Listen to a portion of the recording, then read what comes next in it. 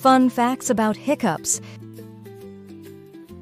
Have you ever had hiccups? They're those funny sounds your body makes sometimes. Let's find out what causes hiccups. Little jumps. Hiccups are like little jumps that happen in your chest and throat. They make a funny hic sound. Tricky diaphragm. Hiccups happen when your diaphragm, a big muscle under your lungs, gets a little confused.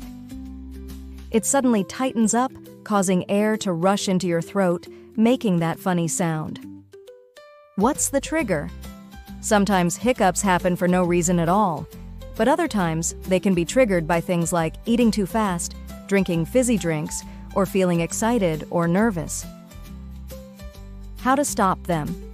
Hiccups usually go away on their own after a little while, but you can try some tricks to make them stop faster, like taking slow, deep breaths, drinking water, or having someone scare you gently, just for fun. Fun facts.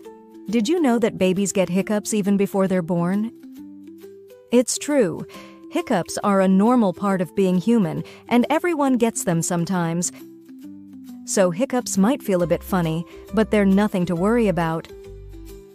They're just a silly little hiccup in the rhythm of our bodies.